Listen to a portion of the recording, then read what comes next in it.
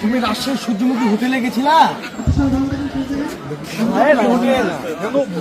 রাজশাহী জেলা সূর্যমুখী। অসংখ্য ধন্যবাদ।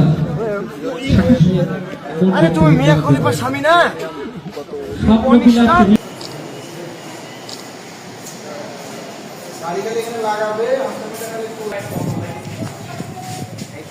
হ্যালো, এটা একটু দাঁড়ালে ভাই,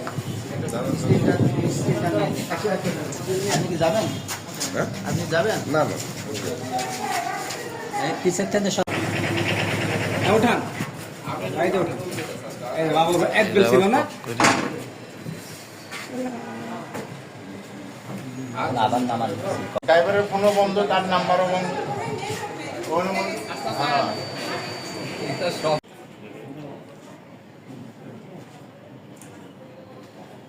নাটোর জেলার লালপুর থানাধীন লালচানপাড়া শাকিনের গ্রিন ভ্যালি পার্কে গত 8/9/2025 ইং তারিখে কথিত টিকটকার মোহাম্মদ সাধু নামীয় একজন ব্যক্তি এই গ্রিন ভ্যালি পার্কে একটা পিকনিক স্পট ভাড়া করে এবং সেখানে তারা টিকটক বন্ধু মিলন মেলা 2026 ব্যানারে একটা সাংস্কৃতিক অনুষ্ঠানের আয়োজন করে। তো উক্ত সাংস্কৃতিক অনুষ্ঠানে দেশের বিভিন্ন জায়গা থেকে তাদের বিভিন্ন টিকটকার প্রায় 100 থেকে 120 জন সদস্য তারা আসে এবং গ্রিন ভ্যালি পার্কে প্রবেশ করে তারা একটা অনুষ্ঠান করার জন্য একটা একটা জায়গা ভাড়া করে এবং সেই জায়গাটাতে তারা মঞ্চ তৈরি করে তাদের সাংস্কৃতিক অনুষ্ঠান চলতেছিল।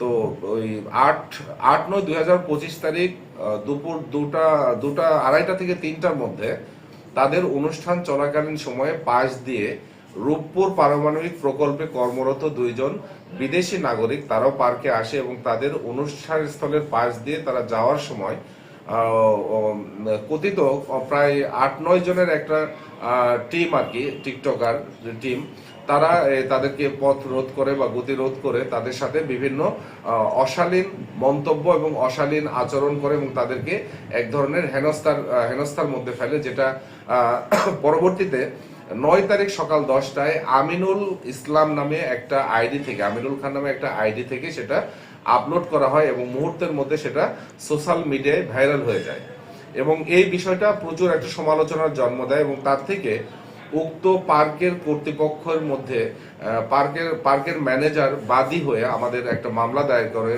দায়ের করে গতকাল সন্ধ্যা রাত্রে 8টার সময় আমরা মামলাটা রুজু করি এবং মামলা রুজু করার পর থেকে এই বিষয়ে যারা এই ঘটনার সাথে সম্পৃক্ত, যারা এই বিদেশিকে হেনস্থা করলো বা তাদেরকে বিভিন্ন অশালীন কথাবার্তা, যেমন পর্নস্টার মিয়া খলিফার জামাই আপনি, বিভিন্নভাবে তাদেরকে যে হেনস্থা করছে, এই বিষয়ে আমরা ব্যাপকভাবে খোঁজ খবর নিই এবং আমরা তথ্য প্রযুক্তির মাধ্যমে কিছু যারা এই কাজটা করছে তাদেরকে শনাক্ত করি এবং এদের মধ্য থেকে যে একজন ভিডিও ধারণকারী,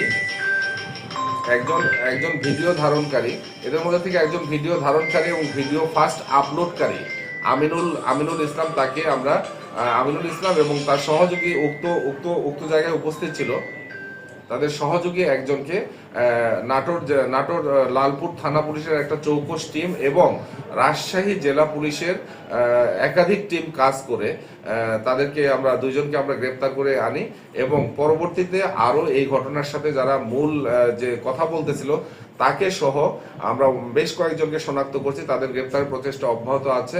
আমরা গ্রেপ্তারকৃত আমিনুল এবং রাসেল 2 জনকে আমরা আজকে বিজ্ঞ আদালতে সোপর্দ করব এবং তাদেরকে রিমান্ডের আবেদন দেব বিজ্ঞ আদালতে। বিজ্ঞ আদালত রিমান্ডের আবেদন মঞ্জুর করলে তাদেরকে জিজ্ঞাসাবাদ করে এই মামলার ঘটনা সংক্রান্ত আরো যেগুলো বিষয় আছে, যারা জড়িত আছে সবাইকে আইনের আওতায় আনার জন্য আমরা সচেষ্ট আছি।